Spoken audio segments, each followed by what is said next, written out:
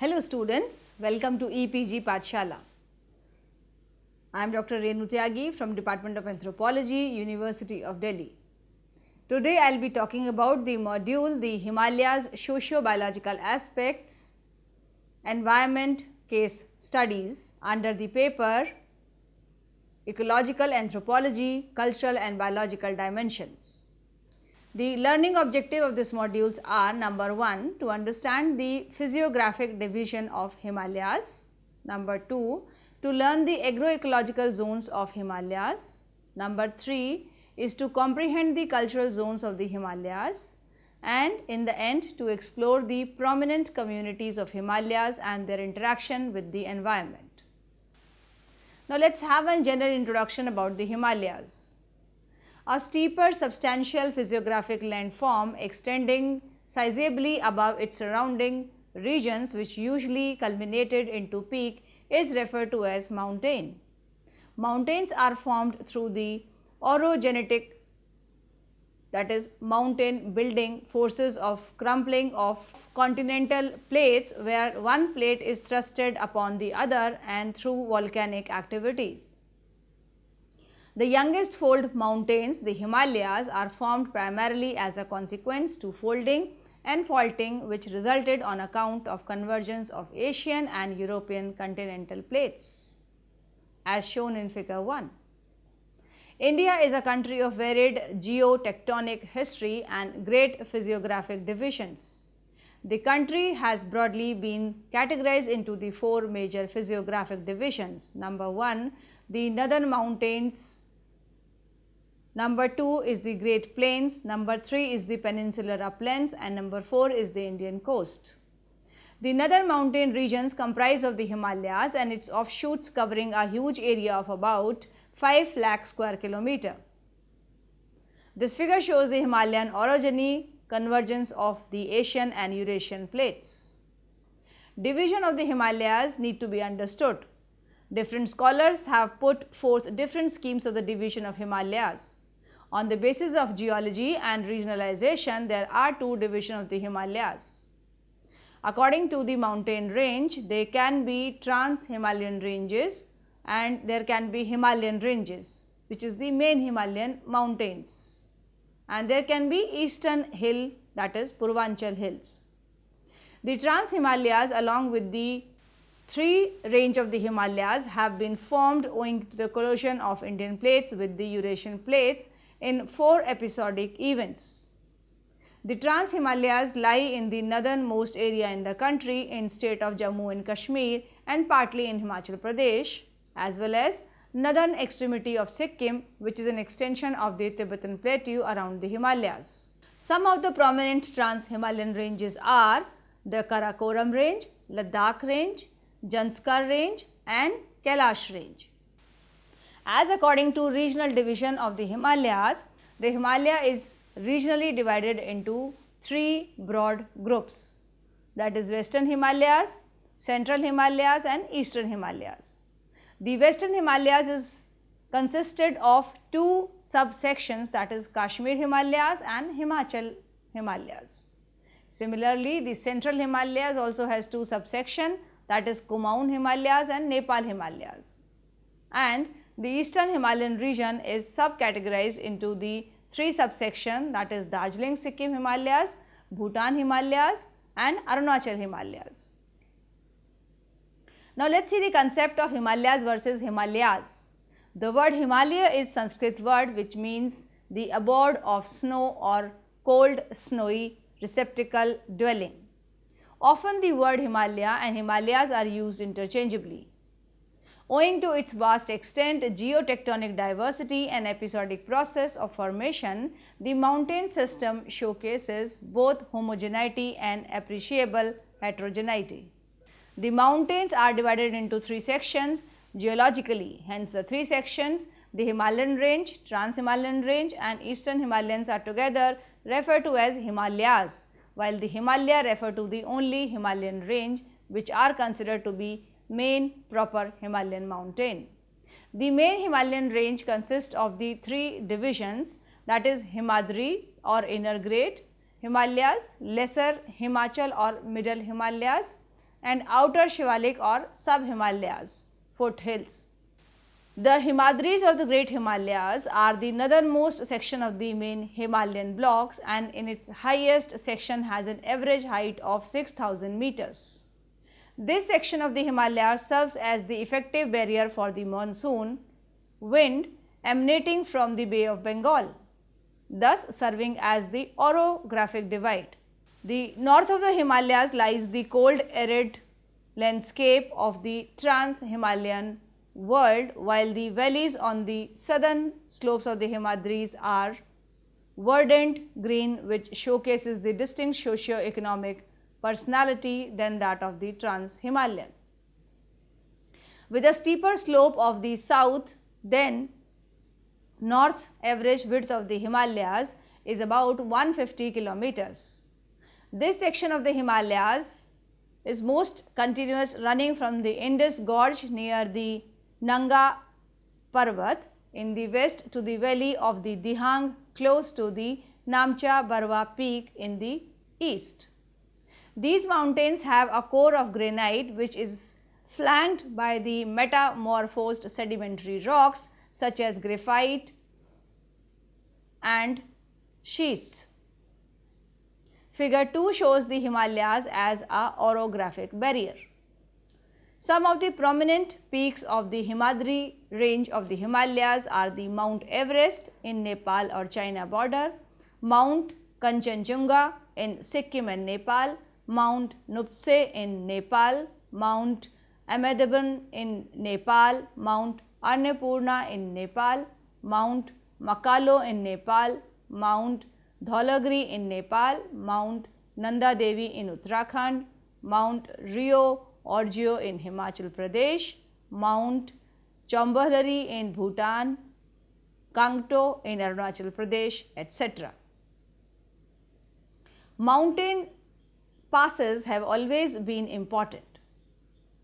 Anthropologically, being the lowest point on the ridge connecting the two valleys, these passes traditionally serve as the seasonal conduit corridor for peopling in and across the Himalayas and connected the valley and pastures of the different ecological zones across different ridge. Some of the important passes in the Himadri range are Barzil, Zozilla, Baraloncha, Shipkila, Kalicho, Thagla, Nathula, Jalepia, Kangia, Dokla, Sela, Bondila and Bomia. The lesser middle Himalayas is the most intricate and rugged section of the Himalayas, which has an average height of 3700 to 4500 meters and average width of 80 kilometers. The lesser Himalayas are mainly composed of highly compressed and altered rocks varying in age from Algonquian to Eocene. The northern slope in this section of the Himalayas are gentler. The important mountain range of this section of the Himalayas, that is Pir Panjal range in Jammu and Kashmir, Dhauladhar range in Himachal Pradesh, Nag Tiba range in Garhwal, Uttarakhand, Mahabharta range in Nepal, Mussoorie range in Uttarakhand. Out of these ranges, Pir Panjal are by far the longest with an extent of about 400 kilometers. Most of the important hill stations such as the Shimla, Chail, Ranikhet, Mussoorie, Nainital, Armora, Darjeeling, etc. belong to these mountain range. Incidentally, most of these important hill stations have important colonial towns as well. Banihal, Pir Panjal in Jammu and Kashmir, Rohtang, Buran in Himachal Pradesh, Rupinia in Uttarakhand are some of the important passes of the middle Himalayas. These ranges are largely composed of metamorphic and unfossilized sedimentary rocks such as the slate, limestone and quartz, etc. The slopes of these mountains range have traditionally been quite significant both ecologically and economically by supporting animal rearing, traditionally nomadic communities such as Gaddis in Himachal Pradesh and Jammu and Kashmir, Gujars in Jammu and Kashmir, Pangwals in Himachal Pradesh, Drokpas in Sikkim and Tibet, Brokpas in Jammu and Kashmir, and other pastoral communities such as Kinora in Himachal Pradesh, Lanulas in Himachal Pradesh, Jonsa in Uttaranchal, Garhwalis in Uttaranchal, Lepchas in Sikkim, Darjeeling, Nepal, and Limos in Sikkim and Darjeeling and Nepal, Sherpas in Sikkim and Darjeeling, Bhotias in Sikkim, Darjeeling and Nepal and Tibet, Monpas in Arunachal Pradesh, Naishi in Arunachal Pradesh, Adis in Arunachal Pradesh, Mishmis in Arunachal Pradesh, etc., which relied a great deal on rearing domestic.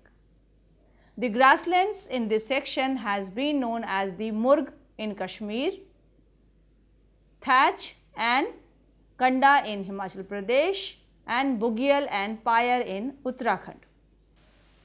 From this photo we can see the Roang Kanda in Kinnaur, Himachal Pradesh. The Shivalik sub-Himalayas, foothill, outer Himalayas. This section of the Himalayas prominently extend from the Potwar basin in the west to the Kosi river in the east. Subsequently, this section of the Himalayas continues eastward in a highly discontinuous fashion. It has an average height of about 900 to 1200 meters above mean sea level with varying degree of the width in the western and eastern section. The width of this mountain range varies between 10 to 50 kilometers. The Shivaliks are the most dissected section of the Himalayas due to the crisscrossing of various Himalayan rivers. The valleys separating these ranges from the middle Himalayas are the zones where duns in the west and duars in the east are located. Examples of such duns are Udhampur in Jammu region and Kota, Potli, Dehradun and Chukamba, etc. in Uttarakhand. Anthropologically, these duns and duars have been significant because of being the transition zone where vibrant social interactions took place between highlanders and the lowland economies. This figure shows the altitudinal gradations and ecological settings of the Himalayas. As the varying degrees of the slope and altitude leads to different soil formation and erosion factors including different degree of pressure and temperature, the mountains are known for varying ecological setups over short distances. Social and economical personality of the place depends on the prevailing environmental conditions. Thus, the ecological settings of the Himalayas depends upon the altitudinal gradations, the mountain system, which in turn impart its distinct social and economic personality. On the basis of the altitudinal variations and resultant ecological settings, the Himalayas are categorized in 6 ecological zones. The tropical moist Himalaya zone between 300 to 900 meters above sea level.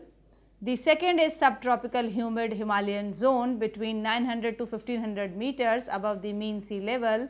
The third one shows the semi-temperate Himalayan zone between 1500 to 2000 meters above the mean sea level, and the fifth one is the alpine snow forest zone between 3000 to 4500 meters above mean sea level, and next is the alpine meadows tundra between 4500 to 6000 meters above the mean sea level, and the next is Arctic, that is above 6000 meters above the mean sea level. As this zone largely lies in the permanent snow bound condition, it is beyond agroeconomic zones. Based on these ecological zones, 5 distinct type of agroeconomic activity zones were categorized, which were associated with the various ethnic groups in the Himalayas and which are: number 1, specialized pastoralist, mixed agro-pastoralism, cereal-based farming system, next is shifting agriculture, next is a specialized commercial system. The zone of the specialized pastoralism has been confined largely to the Himalayan highland, that is high altitudinal areas of altitude ranging between 3000 to 6000 meter above the mean sea level. Brok Pass, Changos of the Ladakh and Lahulas, Kinnors and Gaddis of Himachal Pradesh, along with them the Drok Pass of the Sikkim and Mon Pass of the Arunachal Pradesh have traditionally been under the zone for long. These pastoralists have been herding yaks, sheep, goats along with the horses and the mules as the mainstay of their economy, while periodically moving primarily in the Trans-Himalayan zone. Incidentally, this zone has predominance of the Lamistic Buddhism and predominance of the Tibetan culture with predominance of Mongoloid stock of the people across the entire length of the Himalayas. Mixed agro-pastoralism has been confined to the mid-altitudinal areas which range between 1500 to 3000 meters. This has been a sedentary economic zone where people combined sedentary cultivation along with the animal herding. Larger part of the Himachal Pradesh, including the lower Kinnor, Kashmir Valley regions and the neighboring areas as Uttaranchal in the western Himalayas and Sikkim and considerable chunk of the Arunachal Pradesh falls under this category, where people primarily reared goats and sheep among the smaller domestic animals, while cows, buffaloes among the bigger cattle. In addition to these people reared the photo shows the Himalayan community. Cereal based hill farming has been continued to a zone of low to mid altitudinal areas where wet paddy cultivation has been widespread along with the other cereal crops. Shifting agriculture is a practice of cultivation where fields are tilled temporarily only for few years owing to declining soil fertility 3 to 5 years on an average. Subsequently, the agricultural fields are abandoned and a new plot is carved out while the previous ones are left to get back to the natural vegetation. Till recent decades, shifting cultivation is prevalent in the low altitudinal regions of the eastern Himalayas and its foothills. Thus, it is used to be the part of the tropical moist Himalayan zones and subtropical humid Himalayan zones. Now, let us see the specialized commercial system which has been traditionally confined to the low altitude to the mid altitude areas. It has basically been monoculture practice. These are the best represented by the plantation agriculture and have been largely present in the eastern Himalayan region of Sikkim, Darjeeling and Arunachal Pradesh, while only a smaller are the areas from the western Himalayan exhibits this form of agroeconomic zone. The examples of the tea, cinchona and cardamom plantations are the prominent examples of this zone, where some of the prominent community residing are the Lepchas, Bhutias, Sherpas, Gurung, Limbus, Rai, Magars, etc. The horticultural mission has extended specialized commercial agriculture to even mid-altitudinal and high-altitudinal areas. This has happened quite prominently with apple plantation in Kinnor, Champa, Shimla, Lahul and Spiti and Kullu district of the Himachal, as well as the smaller tract in Arunachal Pradesh, where driving horticulture crops have been apple, oranges and kiwis. The specialized commercial agriculture has not only employed the indigenous communities, but has also introduced some of the indigenous communities from the Chota Nagpur plateau areas to the tea and cinnamon plantation in the eastern Himalayan regions during the colonial times. These tribes are often interchangeably referred to as the T tribes or Adivasis. These are the Santals, Mundas, Ho, Oraons, etc. tribes. These ethnic groups are largely confined to the low altitudinal areas and foothills of the Himalayas. The peopling of the Himalayas can best be comprehended taking into cultural regions in the consideration. Entire Himalayas can be broadly categorized into the 4 cultural regions. Number 1, the Lemistic Buddhism, that is predominant of the Tibetan culture. Number 2 is the Indic or the Hindu culture. Number 3 is the transition intermediate zone between Lemistic Buddhism and Hindu culture, and last is the Islamic culture. With exception of the Islamic culture, these remaining 3 cultural zones by and large follows the general scheme of the ecological and altitudinal zonation of the Himalayas. Lemistic culture is predominant largely in the entire extension of the Trans-Himalayan and in considerable portion of the Great Himalayan range, more so on its northern slope. This zone lies in high altitudinal areas with the prevalence of the cold arid conditions. The Spitian Ladakhis, Lahulas, Kinauris, in Upper Kinnauri, Bhotias, Drok Pass, Druk Pass, Brok Pass, Sher Pass, Mon Pass are some of the prominent communities of this cultural zone.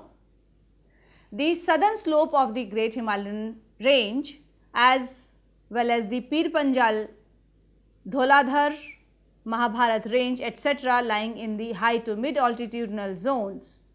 This cultural area is basically a transition zone. Kinauras, Lahulas, Pangwal, Gaddis, Tamang, Gurungs etc. communities reside in this cultural zone who exhibit a mix of both Hindu practices and Lemistic Buddhism. Buddhism is evident. This zone can largely be traced in the temperate Himalayan zone. Lastly, the Indic or the Hindu cultural zone is largely predominant from the tropical moist cultural zone to semi-temperate cultural zones up to about 2000 meters in the Himalayan Islamic cultural is rather an exception in terms of the location as it lies beyond the ecological altitudinal profiling of the Himalayas, but in smaller section of the western Himalayas in Jammu and Kashmir. Now let us summarize the module. Owing to the episodic orogeny, the Himalayas has been a mountain system of great altitudinal variations and physiographic diversity.